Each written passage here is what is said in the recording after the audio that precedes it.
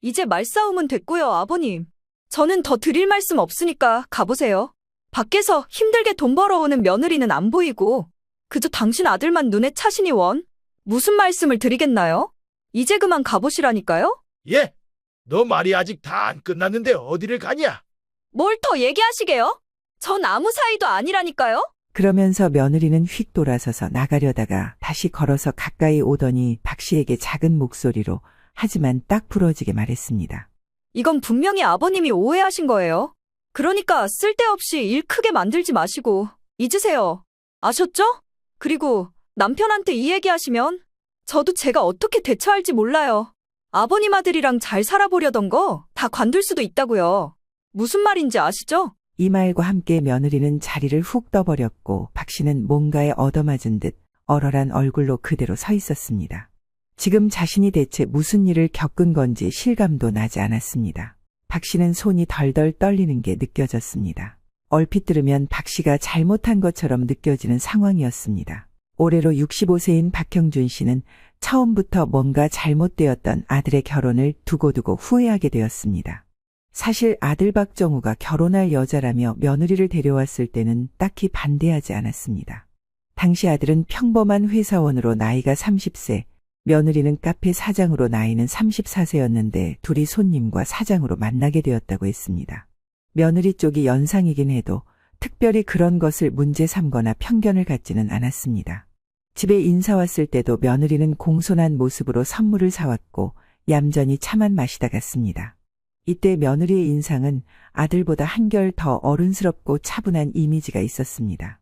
그러니 좋게 보았고 그럭저럭 허락하게 되었습니다. 그런데 박 씨가 왠지 모를 거북함을 갖게 된 것은 상견례 자리에서 며느리의 태도가 180도 달라졌기 때문입니다. 이날 예비 안사도는 박 씨 쪽에서는 전혀 문제 삼지 않았던 나이에 대해 새삼스럽게 얘기를 꺼냈습니다. 우리 예비 사위가 아직 나이가 어려서 집 준비나 제대로 됐을까 모르겠어요. 나는 다른 거 말고 그게 가장 걱정되지. 그래서 저희도 조금은 시간이 있었으면 했는데 아들이 취업한 지 얼마 되지 않았고 우리도 이렇게 장가를 빨리 보내게 될 줄은 몰랐네요. 박 씨가 바로 그 말을 받으며 조심스레 대답했습니다. 썩 기분 좋은 대화의 흐름은 아니었지만 그래도 이건 어른들끼리 오갈 만한 대화라고 생각했습니다. 그런데 이때 며느리가 그 자리에서 부모님을 막아가며 나섰습니다. 엄마, 요즘 집은 꼭 남자가 다 준비하는 게 아니야. 제가 능력이 있으니까 남편 먹여 살릴 수 있어요. 저기 어머님, 아버님, 저희 엄마 말은 신경 쓰지 마시고 걱정 말고 이 사람 장가 보내주세요. 물론 이 말은 며느리가 예비 시부모를 생각해서 안심시키기 위한 것이었을 겁니다. 하지만 이때 다소 시부모를 어르고 달래듯 말하는 것을 보며 박 씨는 썩 기분이 좋지는 않았습니다. 왠지 모르게 며느리가 자기 주장이 강하고 본인 뜻대로 주도하려는 분위기가 느껴졌기 때문입니다. 당연히 안사돈의 말도 거슬리긴 했지만 자기 부모님의 말을 저렇게 무자르듯이 잘라내고 건너뛰는 모습을 보니 어른들에게 공손한 타입은 아닌 것 같았습니다. 우선은 아들이 그럭저럭 마음에 들어 하는 것 같고 며느리 쪽에서 서두르며 자기들이 다 준비하겠다고 하니 지켜보게 되었습니다. 이후에 신혼집도 며느리가 주도하여 20평대 아파트를 대출을 받아 마련했습니다. 집값이 5억 정도였는데 아들이 2억을 부담하고 며느리가 3억을 대출받아 집을 마련했습니다. 예상보다 훨씬 빨리 아들을 보내게 되었기에 갑자기 돈을 땡겨서 마련하기는 쉽지 않았습니다. 그래도 결혼식은 무사히 치러졌고 박 씨와 아내는 아들이 행복하게 살기를 바라며 행사를 마쳤습니다. 이후로 아들은 계속해서 직장을 다니고 며느리는 결혼 후 아기를 갖겠다면서 잘 운영하고 있던 카페를 정리했습니다. 그러고 3달쯤 되었을까 아들은 새벽녘 일찌감치 지방 출장을 위해 내려가던 중 크게 사고가 나게 되었습니다. 여보, 정우가 사고가 났대요. 지금 병원으로 넘어갔다나 봐. 얼른 가봐야 할 것 같아요. 이 소식에 박 씨는 심장이 쿵하고 떨어지는 듯 했습니다. 한 걸음에 병원으로 향했고 도착해서 소식을 들어보니 빗길에서 차가 미끄러지면서 고속도로 가드레일을 들이받았다는 것입니다. 그 충격으로 아들은 다리에 심각한 부상을 입게 되었습니다. 다리의 골절과 함께 무릎 인대가 심하게 손상되었고 수술과 오랜 재활이 필요하다는 얘기를 들었습니다. 다행히 수술은 잘 되었고 회복도 순조로웠지만 사고 후 아들의 다리 상태는 다소 회복에 시간이 걸렸습니다. 장시간 서 있거나 이동을 많이 해야 하는 직장 생활이 어려워졌고 결국 원래 다니던 직장으로 복귀할 수 없었습니다. 아이고, 어떻게 결국은 직장도 그만둬야 하고 이게 뭔지 모르겠어요.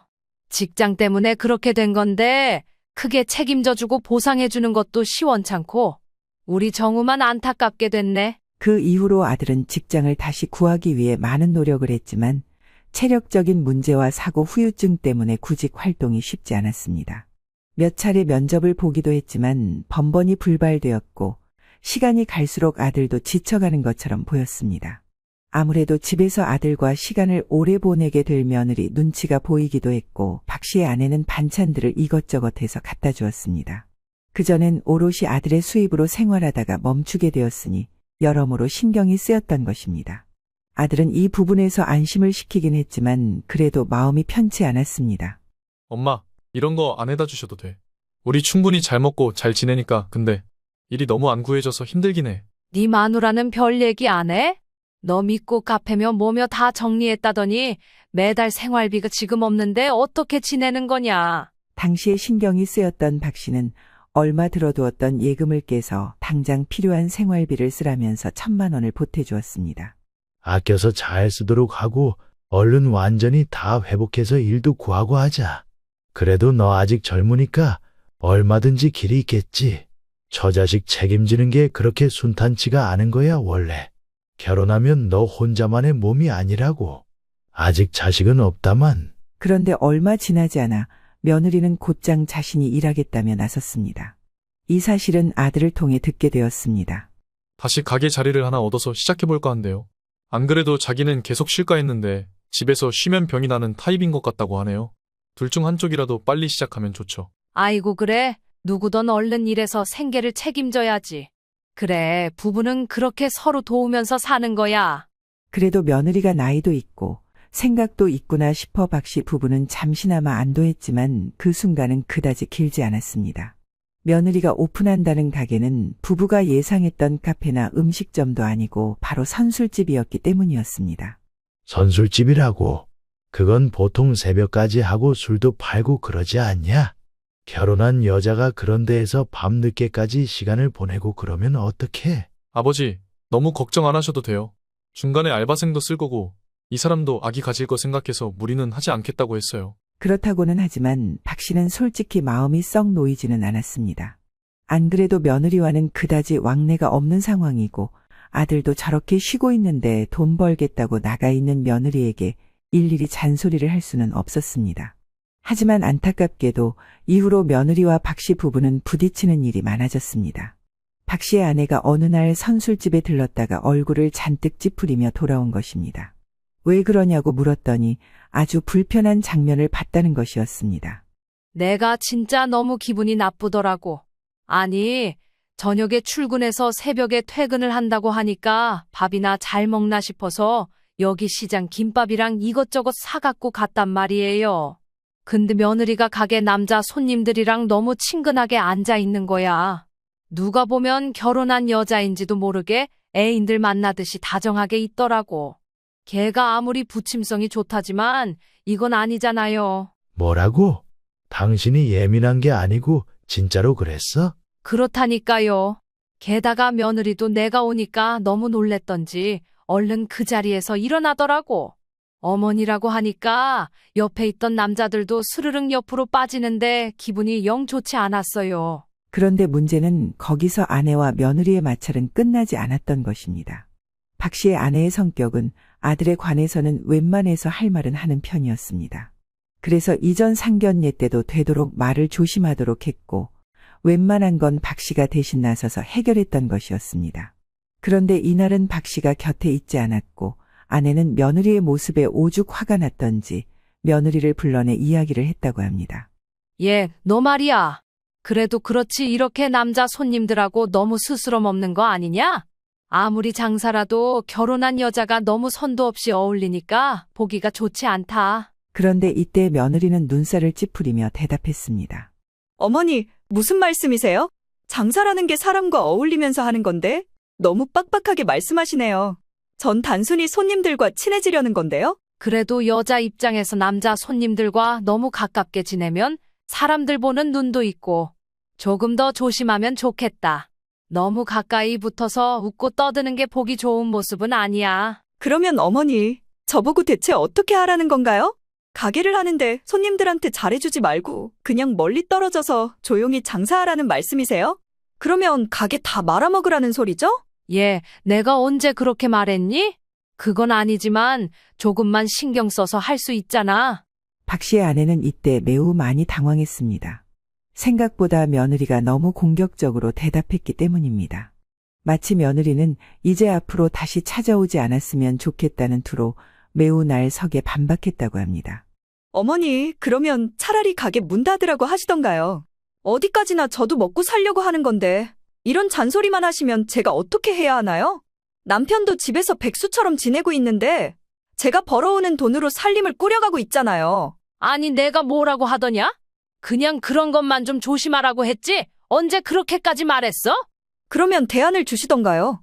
이렇게 무작정 오셔서 혼내시기만 하면 저도 기분 나쁘죠. 지금부터 장사하려면 저도 너무 피곤한데 어머니가 오셔서 힘은 못 주실 망정 이렇게 말씀하시니 너무 불편하네요. 아무튼 잘 알겠습니다. 이 말을 듣고 아내는 아무 말도 하지 못했습니다. 그 후로 둘 사이의 갈등은 더욱 깊어졌고 아내는 며느리의 태도에 무척 실망했습니다. 심지어 완전히 기가 눌려버려서 그 호프집 근처에도 가지 않으려고 했습니다. 이 모습을 보고 있으니 박 씨는 뭐가 맞는 건지 알 수가 없었습니다. 며느리 입장에선 시어머니의 말이 기분 나빴을 수도 있고 시어머니 입장에선 한 번은 할 수 있는 말인 것 같기도 하고 그저 답답했습니다. 그냥 냅둬 보아하니 쟤도 역시 보통 성격이 아니야. 우리야 속상하지만 며느리 말 맞다나. 정우가 지금 제대로 뭘 못하고 있는데 자기도 그래서 생계로 나왔는데 시부모가 잔소리하면 싫을 수도 있겠지. 아니, 내가 뭐 못할 말 한 건 아니잖아요. 그리고 당신이 정은혜 쓰라고 생활비도 줬고 그때는 감사하다고 문자도 보내더니 결국 다 같이 잘 살자고 하는 건데 왜 저렇게 되바라지게 말하는지 모르겠어요. 하여간 쟤랑 나도 이제 부딪히기 싫어요. 입 다물고 있어야지 뭐. 씁쓸한 마음을 감추지 못한 채 박 씨 부부는 한동안 아들네 부부를 신경 쓰지 않기로 했습니다. 많지도 않은 자식, 그것도 외동아들 하나 장가 보내놓고 이렇게 며느리 신경을 써야 한다니 결혼한달 때 좀 더 신중할까 그랬나 싶고 이제 와서 뒤늦게 이런저런 생각이 들었습니다. 그런데 어느 날 아들이 먼저 연락을 해왔고 모처럼 본인의 삶에 열중하려던 박 씨는 다소 흥분 상태에 놓이게 되었습니다. 이날 아들은 볼 일이 있다면서 간만에 집에 들렸고 얼굴이 부쩍 수척해 보였습니다.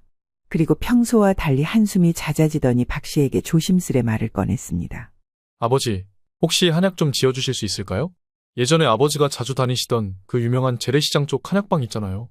그거 먹으면 기운이 좀 났던 것 같은데 요즘 몸이 너무 힘들어서요. 박 씨는 놀라며 물었습니다. 아니, 뭐가 그리 힘드냐? 배달일 한다고 했지 않았어? 일이 너무 많은 거야. 네. 그런데 생각보다 일이 너무 고돼요. 밤낮 없이 뛰어야 해서 잠도 제대로 못 자요.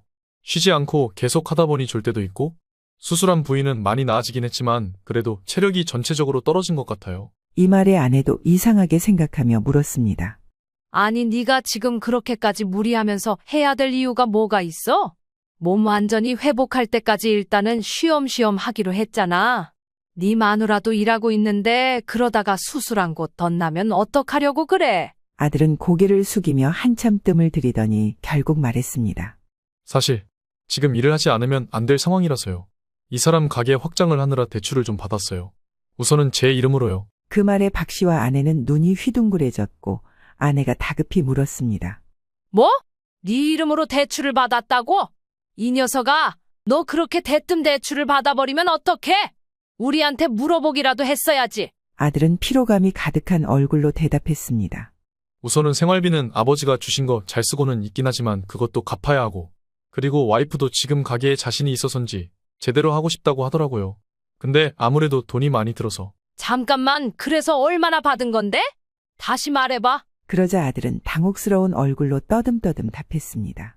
그게 1억 정도 받았어요. 여기서 박 씨는 뭔가 기우뚱하고 미끄러지는 듯한 기분을 느꼈습니다.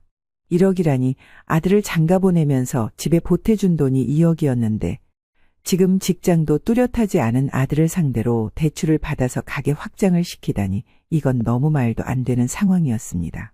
눈이 따끔거리고 머리도 어지러웠습니다. 나 안 되겠다. 이건 도저히 못 넘어가겠다. 네 마누라 만나서 얘기를 해야겠어. 아들은 웬만하면 말리고 싶었던 것 같지만 자신도 많이 힘들었는지 별말 없이 그냥 수긍하며 있었습니다. 그래서 너 지금 어떻게 하고 있는 거야? 무슨 일을 하는데 이렇게 몸이 다 상했어? 일단 갚을 게 많아지니까. 이 사람이랑 솔직히 요 근래 정말 많이 가게 때문에 싸웠거든요.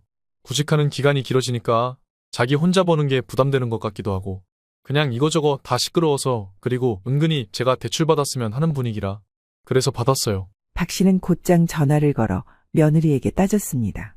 너는 대체 무슨 생각으로 네 남편 이름으로 대출을 받았냐? 이게 지금 니네 상황에서 대책이 있는 행동이야. 그러나 며느리는 조금도 당황하는 기색 없이 대꾸했습니다. 네, 아버님. 어차피 제가 갚을 거예요. 무슨 문제라도 있나요? 문제가 되는지 아닌지 진짜 몰라서 하는 소리야. 네 남편이 아직 몸도 다 회복이 안 됐는데 그거 갚겠다고 이렇게 힘들게 일하면서 부담하고 있잖아. 아이고, 우리 어머님, 아버님. 진짜 돌아가면서 저한테 왜 이러실까? 저 서운하게 말이죠. 아들을 걱정하시는 두 분의 마음도 알겠지만요. 저도 어떻게든 가게를 키워야 해서요. 먹고 살아야 하지 않을까요? 이제 이런 얘기는 그만 듣고 싶네요, 아버님. 박 씨와 아내는 며느리의 뻔뻔한 태도의 말을 잊지 못했습니다. 더 말을 해봤자 의미가 없었고 며느리는 바빠서 나중에 연락을 드리겠다고 끊었습니다. 그리고 연락은 다시 오지 않았습니다. 박 씨는 심란한 마음에 이 일을 어떻게 처리해야 할지 이상하게 아들을 장가 보내고 난 뒤 편히 잠을 이루지 못하게 되었습니다. 결국 반복된 일들로 인해 부부는 며느리에 대한 불신이 깊어졌고 아들의 결혼 생활이 제대로 유지될 수 있을지 심각하게 고민하게 되었습니다. 그러던 어느 날 정말 해도 해도 너무하지 가지가지 한다는 그 말이 딱 맞는 사건이 일어나게 되었습니다. 박 씨와 아내가 며느리에 대한 소가리로 잠을 못 자고 있던 어느 날 박 씨는 도통 마음이 좋지 않아 친구들을 만나러 잠깐 시내로 나갔습니다. 요즘 신경 쓴 일도 너무 많고 회포를 풀 겸 고기를 먹으러 왔던 것입니다. 그러다가 화장실을 가러 잠깐 나왔는데 건너편 술집 야외 테이블이 눈에 띄었습니다. 조명을 밝게 해두고 젊은이들이 3, 4, 5 모여 술을 마시고 있는 모습들이 보였습니다. 무심결에 지나치려던 차 박 씨는 순간 눈앞에서 뭔가 번개를 스쳐가듯 어떤 장면을 하나 보게 되었습니다. 그런데 그냥 눈을 깜박이며 모른 척하고 지나가기에는 너무 익숙한 듯한 얼굴이 그 안에 있었기에 다시 몸을 돌려 그쪽을 쳐다봤습니다. 그 장소는 술집 야외 테이블이었고 여기에는 그 얼굴의 주인이 있을 만한 동네가 아니었기에 다시 뚫어지게 자세히 쳐다보았습니다. 그런데 아니나 다를까 그 얼굴은 박 씨의 며느리의 얼굴이 맞았던 것입니다. 아니, 멀쩡히 자기가 아는 선술집을 놔두고 왜 여기에 있는 거야? 게다가 저놈은 누구야? 야외 테이블에는 며느리와 그 또래로 비슷한 덩치 크고 금목걸이를 한 어떤 남자가 앉아 있었습니다. 그뿐이 아니었습니다. 며느리는 참 망측하게도 그 남자와 어깨동무를 하면서 아무렇지 않게 시간을 보내고 있었습니다. 가까이까지 굳이 가서 보지 않아도 그 얼굴은 며느리임에 틀림이 없었습니다. 얼마 안 되는 그 몇 초간 이 상황을 모두 파악한 박 씨는 좀처럼 마음이 진정되지 않았습니다. 대체 이게 무슨 상황인 건지, 왜 자기가 사장으로 있는 선술집을 놔두고 거기서 30분 거리에 있는 이 동네 술집에서 저러고 놀고 있는 건지, 같이 있는 남자 녀석은 마치 애인처럼 저렇게 어울리고 있는 것인지 머릿속이 복잡해졌습니다. 이때 박 씨의 눈에 들어온 모습이란 누가 봐도 연인이나 부부 같은 모습으로 며느리가 한 남자와 동행하고 있었다는 것입니다. 일단은 누구에게도 말하지 못한 채 돌아왔고 집에 돌아와 보니 박 씨는 착잡한 마음이 되었습니다.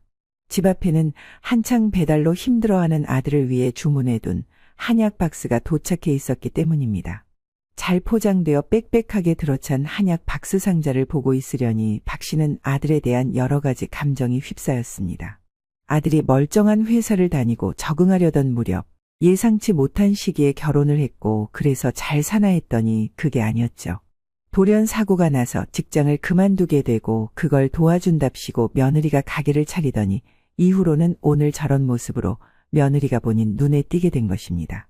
돈과 관련된 문제부터 외도를 의심케 하는 상황까지 박 씨는 머리가 어지러웠습니다.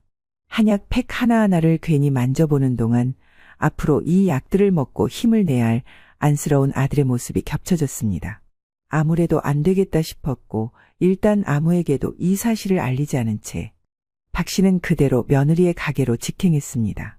마침 며느리는 가게에 돌아와 있었고 화가 난 얼굴로 또 찾아온 시아버지를 보니 며느리도 기분이 좋지 않았던 것 같습니다.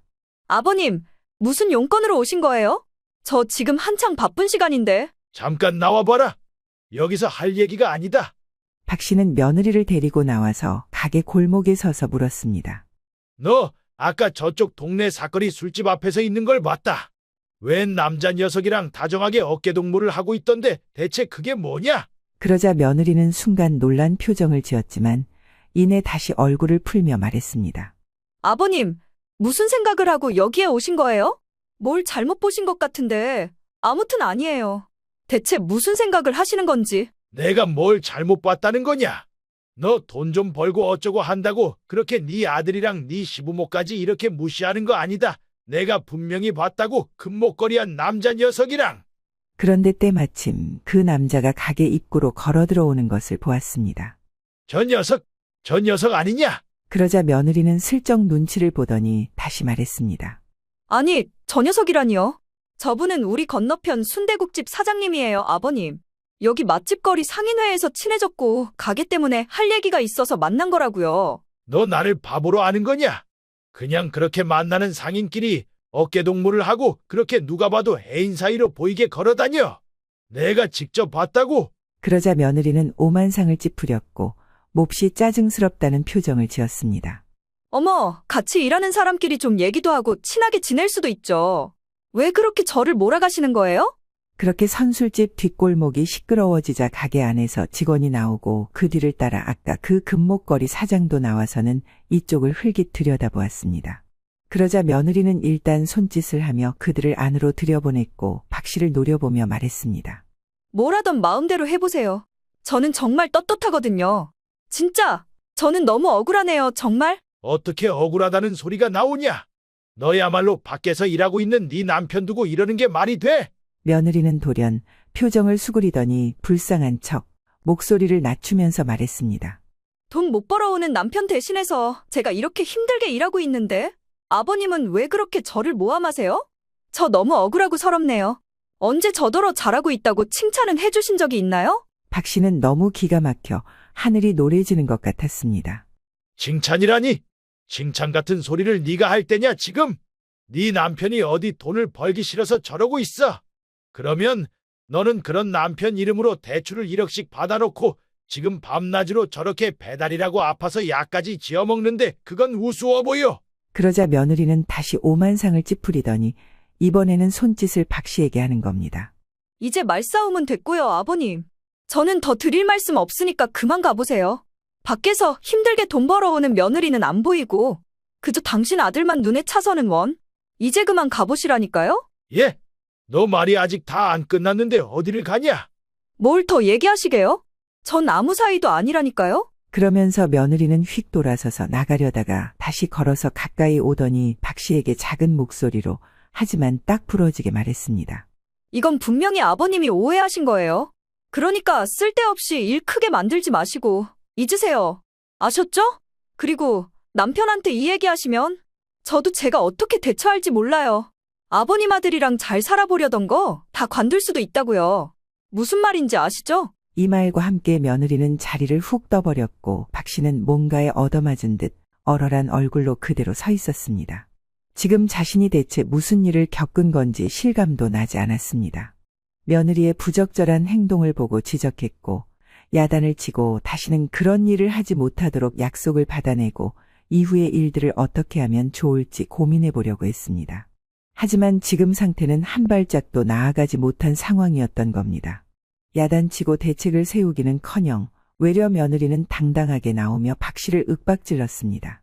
박 씨는 이날 집에 들어와 아내가 차려주는 밥에 손도 대지 않았습니다. 아내에게 입을 열어볼까 했지만 그래봤자 아내의 불안만 더 크게 늘릴 뿐 상황이 해결될 리는 없었습니다. 그 뒤로 박 씨는 머리가 아파진 상태로 근심만 가득해 가는데 며칠쯤 지나 며느리가 뻔뻔스럽게 집으로 찾아왔습니다. 박 씨는 이때 흠칫 놀랐습니다. 어머니 안녕하세요. 저 왔어요. 혹시 아버님 어디 계세요? 며느리는 박 씨를 찾았고 박 씨는 거북한 얼굴로 나가보았습니다. 그랬더니 며느리는 아주 천연덕스럽게 웃어가며 박 씨에게 선물을 내밀었습니다. 제가 우리 아버님 어머님을 너무 못 챙겨드린 것 같아서 이렇게 들렸어요. 여기 과일 세트랑 이쪽은 영양제고요. 많이 드시고 건강하셔야죠. 그리고 이건 한우예요. 백화점에서 제가 사왔어요. 이거 되게 유명하고 신선도도 좋은 거래요. 정말 말 맞다나 양손 가득 선물을 갖고 와서 박 씨의 눈앞에 착착 내려놓는 며느리는 뭐라 말할 수 없이 얄밉고 무섭게 느껴졌습니다. 박 씨는 그 모습을 물끄러미 쳐다보다가 몸이 안 좋아서 쉬겠다며 안방으로 들어가 버렸습니다. 그러자 밖에서는 아내와 며느리가 뭐라 말하는 소리가 들렸는데 며느리는 참 보통이 아닌 사람이라고 느껴졌습니다. 뭘 그렇게 자기 맘대로 상황을 만들고 싶은 건지 굳이 안방문에 대고 이렇게 인사를 하는 것입니다. 아버님, 어디 아프신가 봐요. 너무 걱정되네요. 나아지시면 꼭 저한테 인사차 전화 주셔야 해요. 저 이만 가볼게요, 아버님. 이런 모습은 박 씨를 소위 소름 끼친다고 해야 하나 그런 기분이 들게 만들었습니다. 누가 봐도 요압 전에 일을 수습할 겸 그리고 며느리 딴에 박 씨 입막음을 하겠다고 저렇게 찾아온 것 같은데 박 씨는 며느리 얼굴을 마주치기도 싫었습니다. 여보, 다음부터 제 집에 온다고 하면 오지 말라고 해. 뭐 공사를 하든 뭘 한다고 핑계라도 대란 말이야. 뭐? 아니 나도 제가 탐탁치 않긴 하지만 당신 왜 그러는데요? 아까부터 표정도 안 좋고 그래도 뭐 저렇게 사들고 왔는데 고맙다던가 인사라도 해야지. 당신 그거 그대로 손대지 말고 놔둬. 나 그대로 돌려줄 거니까. 뭐라고요? 아니 저거 고기부터 과일이랑 음식도 있는데 왜 그러는 거예요? 나도 이유를 알아야지. 박 씨는 한숨을 푹 내쉰 다음 물을 한 잔 마시고 이야기를 털어놓았습니다. 예상했던 대로 아내의 표정은 불안과 심한 근심으로 가득 차게 되었습니다. 세상에, 이게 정말이에요? 당신이 며칠 전에 그런 꼴을 봤다고요? 왜 그날 나한테 말을 안 했어요? 말해서 뭐가 좋을 게 있겠어? 당신 이렇게 안달복달 못하고 잠도 못 자고 기가 약해서 며느리한테 따지지도 못하고 소가리만 할 거 아니야? 아니 그래도 그렇지. 말도 안 돼. 버젓이 남자랑 또 그러고 있었다니. 내가 그래서 그렇게 불안했는데 제가 남자들이랑 너무 스스럼 없이 지내더라고요. 그래, 나도 당신 말이 틀린 거란 생각은 한 적 없어. 내 눈으로 보니까 더 기가 막히더라고. 근데 이제 어떻게 할지가 고민이야. 아들 녀석한테는 아직 사실을 말하면 안 될 것 같아. 쟤 오늘 이렇게 집에 온 걸 보니 입단속하러 온 것 같아. 그런데 이렇게 얘기 나누기가 무섭게 며느리로부터 박 씨에게 전화가 걸려왔습니다. 박 씨는 어찌됐건 부딪히긴 해야 할 판이니 전화를 받았습니다. 무슨 일이냐? 몸이 안 좋아서 쉬겠다고 말했는데 뭐 급한 일이 있냐? 아, 그런 게 아니고요. 그냥 아까 아버님 표정이 너무 안 좋아 보이시길래요. 제가 드린 거 잘 받으셨죠? 안 그래도 그 얘기 때문에 연락은 하려고 했다. 이거 필요 없으니 너 다 가져가라. 그러자 잠깐 3초 정도 침묵이 흘렀습니다. 아, 아버님, 왜 그러세요? 사람이 성의를 표현한 건데 이건 아니죠. 진짜 아니다. 너무 매너가 없으신데요? 수작 부리지 마라. 너 애지간히 우리 집이 우습게 보이나 본데 이런 식이면 나도 대응을 하는 수밖에 없다. 지금 네가 이런 걸로 내 입마금하고 눈치 살필 때냐? 그러자 며느리의 목소리는 차가워지면서 공격적으로 변했습니다. 아버님, 말씀 이상하게 하시네요. 입막음이라뇨. 그렇게 말씀하시니까 제가 무슨 큰 잘못이라도 저지른 줄 알겠어요. 박 씨는 벌써 화가 머리끝까지 올랐지만 꼭 참으며 말했습니다. 큰 잘못이 아니면 뭐냐? 왜 자꾸 아무 일 아닌 척 슬쩍 넘기려고 해? 나는 그냥 넘길 생각 없어. 며느리는 코웃음을 치듯 빈정거리며 말했습니다.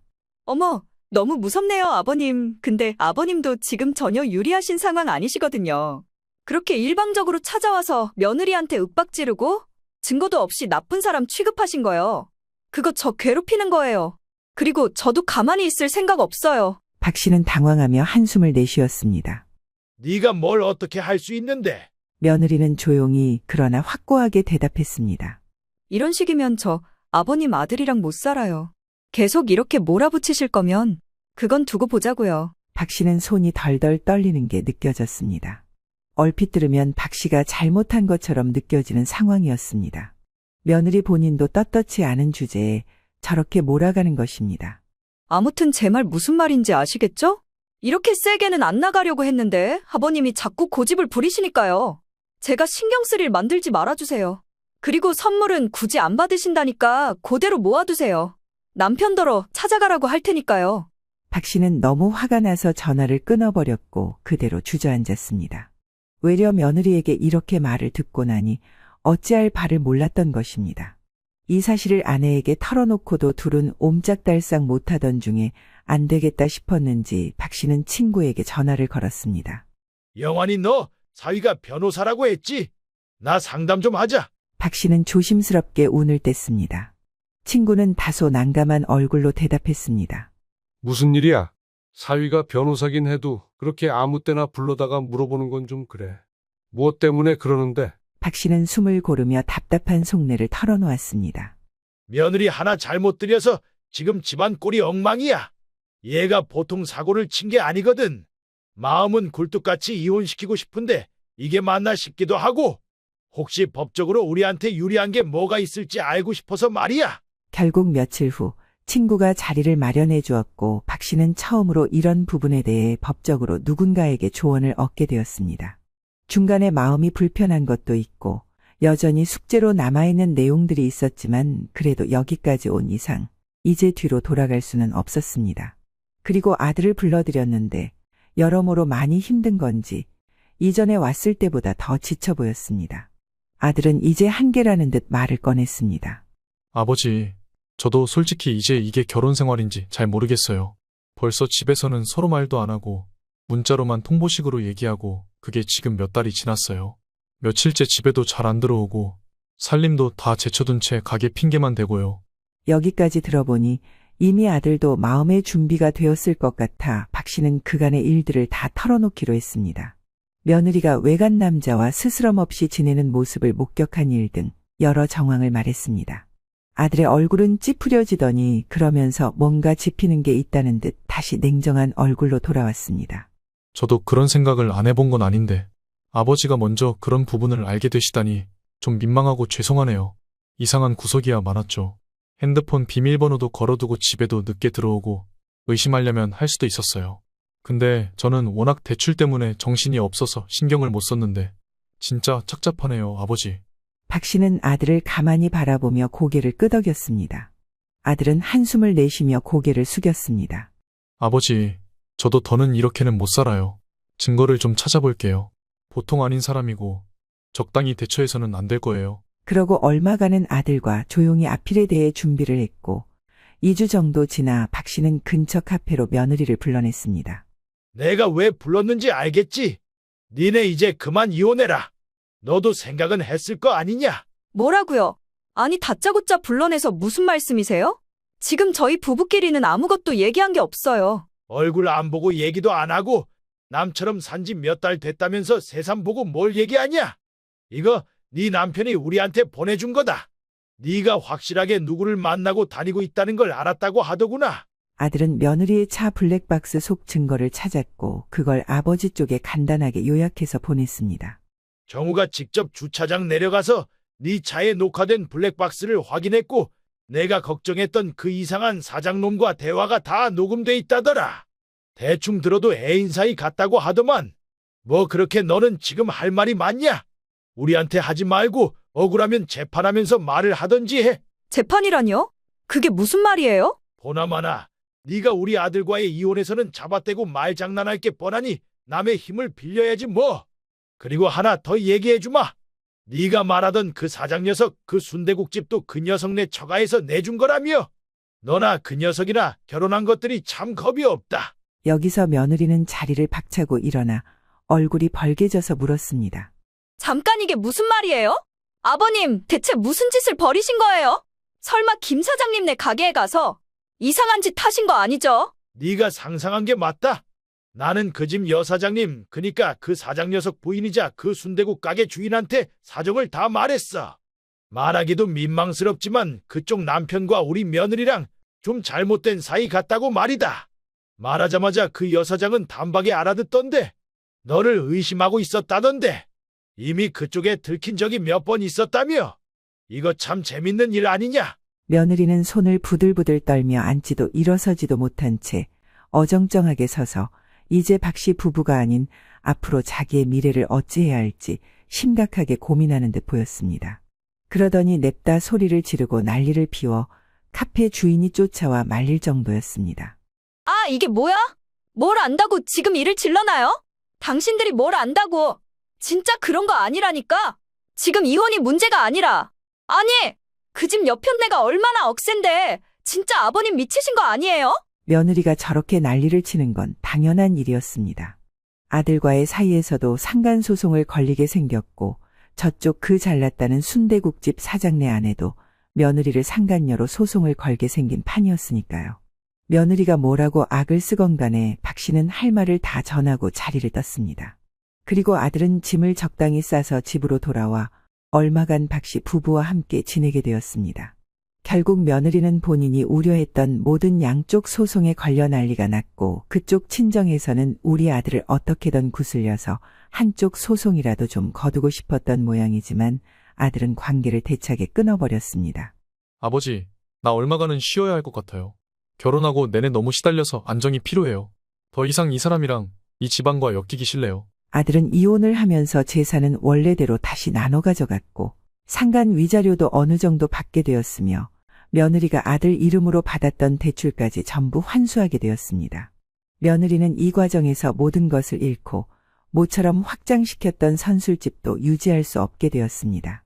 악을 써가며 당당하게 나오더니 법으로 이것저것 문제에 걸리게 되고 만만치 않은 순대국집 여사장에게 걸리니 버틸 힘이 없었던 것입니다. 이후 며느리는 박 씨에게 전화해서 죄송하다고 울며 불며 뒤늦은 사과를 했지만 박 씨는 전화를 끊어버렸습니다. 이렇게 완전히 연락은 단절되었고 박 씨는 그간의 답답한 상황들이 해결된 통쾌함을 느꼈습니다.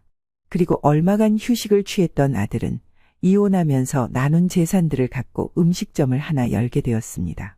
작은 가게로 시작해서 경험을 늘려가고 싶다면서 본인이 배달일로도 자주 접해보았던 분식에 손을 대게 된 것입니다. 소규모의 가게이지만 아들은 매일 꾸준하게 아침부터 밤까지 매달려 일을 하고 있고 조금씩 매출을 내고 있습니다. 박 씨는 그런 아들을 지켜보며 그저 조용히 뒤에서 응원해주는 것으로 역할을 다하려고 합니다. 천천히 이대로 가다 보면 또 좋은 날이 올 거라고 믿어보기로 했습니다.